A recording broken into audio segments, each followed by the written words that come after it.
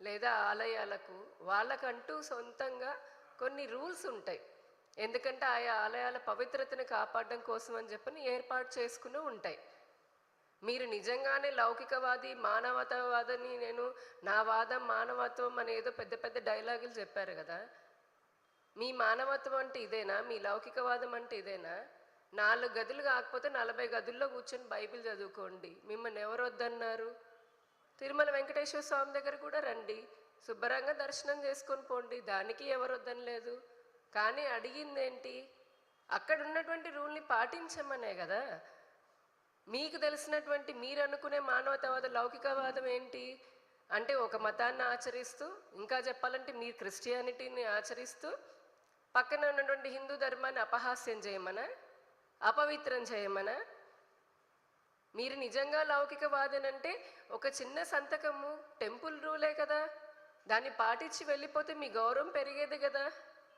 అలా చేయకుండా నేను లౌకికవాదిని, ఇదేమి దేశము ఈ రోజున మీకు తెలియకపోవచ్చు. ఎందుకంటే మీ బుర్ర నిండా అవినీతి అక్రమాలు ఉన్నాయి కాబట్టి, ఈ రాష్ట్రాన్ని ఎట్లా దోచుకోవాలని చెప్పని ఆలోచన ఉంది కాబట్టి మీకు ఈ దేశం గొప్పతనం తెలియట్లేదేమో.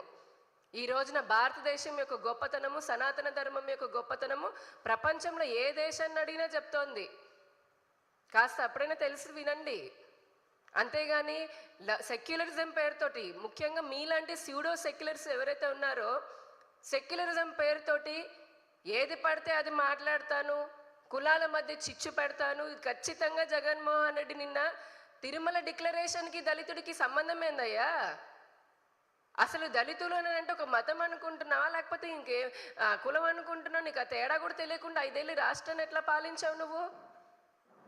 అక్కడ టీటీడీ రూల్ ఎవరి కోసం పెట్టారు? ఇతర మతస్థులు ఎవరైనా వస్తే వారు డిక్లేర్ చేసుకుని వెళ్ళి స్వామివారిని, వారి అంటే స్వామివారి పైన ఉన్నటువంటి విశ్వాసాన్ని చెప్పాలి అని. అసలు మధ్యలో దళితులు ఎందుకు వచ్చారు?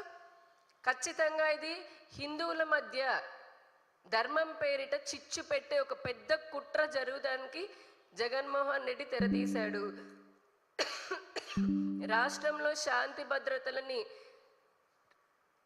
భద్రతల విఘాతం కలిగించేందుకని చెప్పని నిన్న ఒక పకడ్బందీ ప్లాన్ తోటి ఆ పదాన్ని జగన్మోహన్ రెడ్డి చెప్పడం జరిగింది. అందరికీ తెలుసు, తిరుమలకి ఇప్పుడు కాదు, ఎన్నో దశాబ్దాల నుంచి కులాలకి సంబంధమే లేకుండా కోట్లాది మంది, లక్షలాది మంది ప్రతిరోజు వెళ్ళి దర్శనం చేసుకుంటున్నారు. మీరు పాలించినటువంటి 5 ఏళ్లలో ఏ ఒక్క దళితున్నైనా సరే, హిందూ దళితుని టీటీడీ ఆపిందా? మీ వాళ్ళే ఉన్నారు కదా, చైర్మన్ లాగా నువ్వేసిన బోర్డు మెంబర్సే ఉన్నారు కదా. ఇది కేవలము మళ్ళీ చెప్తున్నాము, ఇది ఒక కుట్రకి దారి తీసే విధంగా ఆయన కుట్ర పన్నుతూ ఉన్నాడు. ఈ రోజున ప్రశ్నిస్తున్నాం, అసలు మీకు వచ్చిన ఇబ్బంది ఏంటి డిక్లరేషన్ సంతకం పెట్టడానికి? మీరు హిందూ కానని చెప్పేశారు, బయటకు వస్తే హిందూని, నేను ముస్లింని, నేను సిక్కుని, నేను జైనుని అని అన్ని మతాల గురించి చెప్పారు, గౌరవిస్తాను అన్నారు. ఇంత లౌకికవాది, ఇంత మానవతావాది మరి మీ 5 సంవత్సరాల పాలనలో 1000 సంవత్సరాల రామతీర్థంలో ఉన్నటువంటి రాముల వారి శిరస్సు ఛేదించబడి చెరువులో దొరికినప్పుడు ఎందుకు నోరు తెరిచి మాట్లాడలేదు?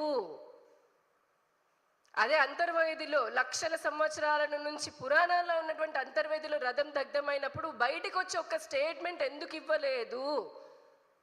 220కి పైగా దేవాలయాల విగ్రహాలని వాటిని భేదించి అంటే ధ్వంసం చేసినప్పుడు, అర్చకుల మెడలోని జంధ్యాన్ని తెంపి పారేసినప్పుడు, మీ కార్యకర్తలు కొడుతున్నప్పుడు నీకు ఆ బాధ్యత అనిపించి ఎందుకు మాట్లాడలేదు? మీరు వేసినటువంటి 2 చైర్మన్లు టీటీడీలో వేల కోట్ల రూపాయల అక్రమాలు చేస్తున్నప్పుడు ఎందుకు ఆపలేదు? దేవుడి సొమ్ముతో మనము పరాచకాలు చేయకూడదు, వాటిని దోచుకోకూడదని ఎందుకు చెప్పలేదు? ఇవన్నీ చేయకపోవడం వల్లనే, మీరు మాట్లాడకపోవడం వల్లనే కదా ఈ రోజున మీకు ఈ పరిస్థితి వచ్చింది. అందుకనే కదా డిక్లరేషన్ పైన సంతకం పెట్టి వెళ్ళండి అని చెప్పని అడుగుతోంది.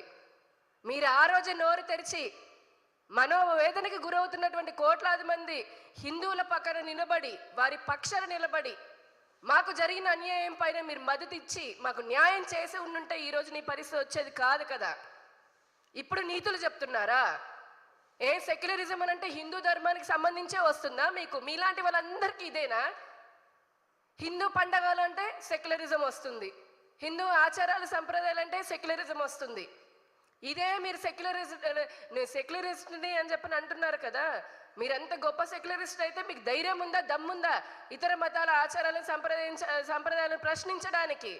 అప్పుడు చేత కాదు కదా. హిందూ ధర్మానికి సంబంధించే సెక్యులరిజం అనేది పుట్టుకొస్తుంది మీకు. ఇది ఎక్కడ న్యాయం అసలు?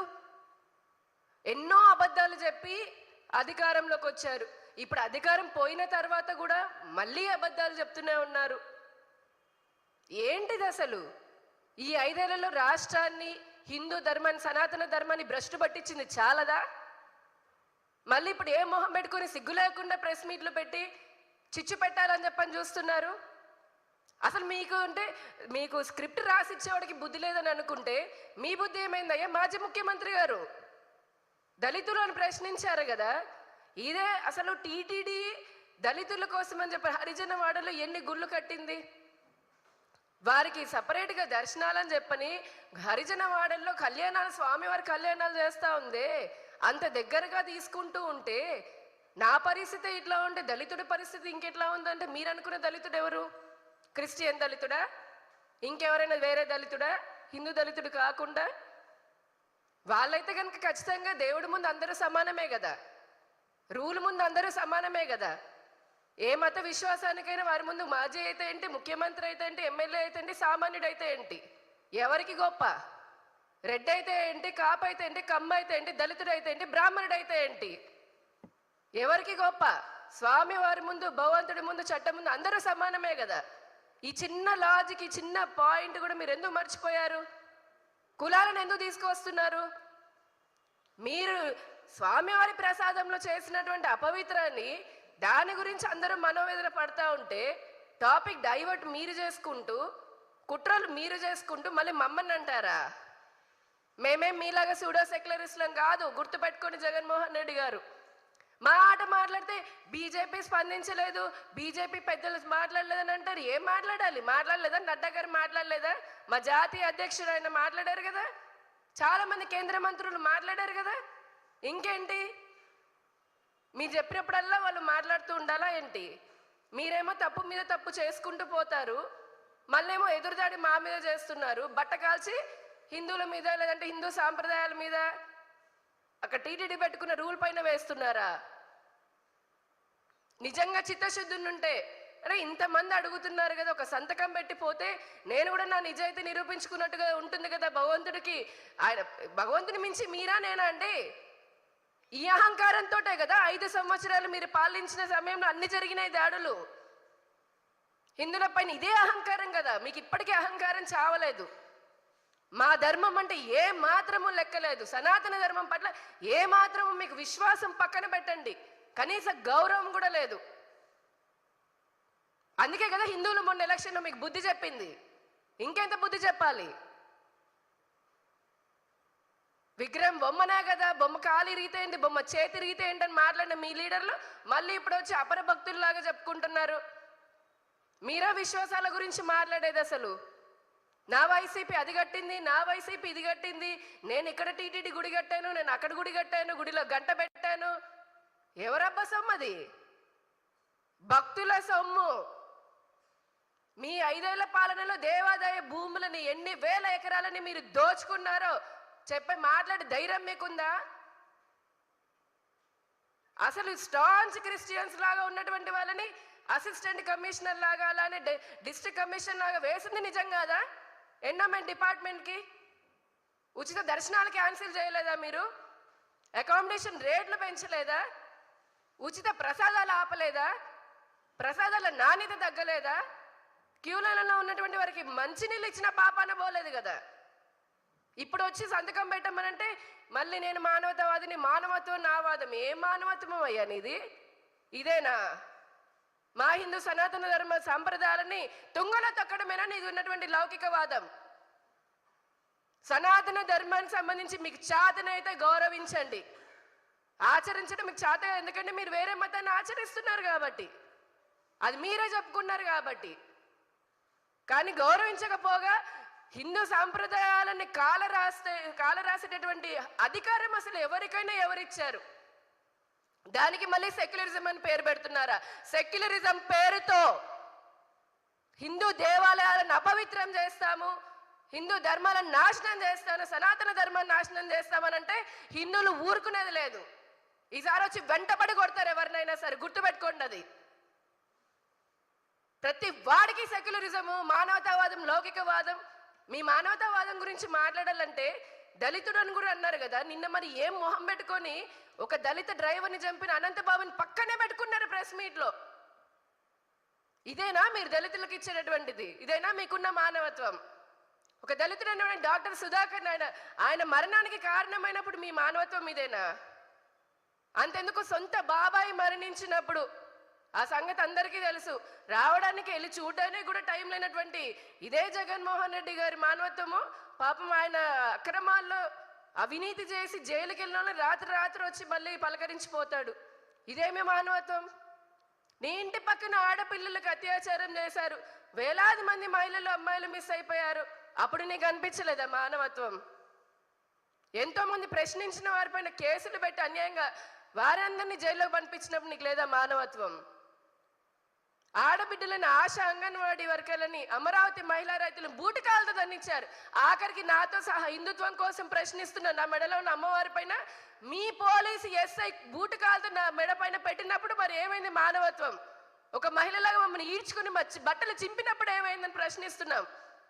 నీ పాలన అంత దరిద్రంగా ఉంది కాబట్టి ఈ రోజున ఈ గతిగా పట్టింది మీ వైసీపీకి.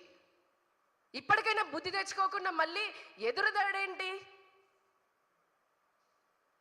ఇష్టారాజ్యం వచ్చినట్టు మాట్లాడడం, అహంకారంతో మాట్లాడము.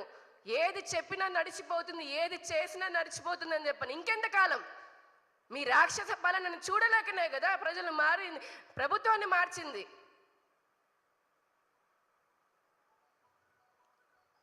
ఇప్పటికైనా పిచ్చి పిచ్చి ఆరోపణలు అటు భారతీయ జనతా పార్టీ పైన కానివ్వండి, కూటమి పార్టీల పైన కానివ్వండి, మరీ ముఖ్యంగా హిందూ ధర్మానికి సంబంధించి ఏదైనా సరే తప్పుడు మాటలు మాట్లాడితే ఎవరిని ఉపేక్షించేది లేదు, ఎవరిని క్షమించేది లేదు. మీకు దమ్ముంటే హిందూ దేవాలయాలు అసలు 5 ఏళ్లలో మీరు చేసి ఉండాల్సింది. నిజంగానే మీకు అంత విశ్వాసమే లేదు, మీ నుంచి అనుకోవడమే మాది వృధా.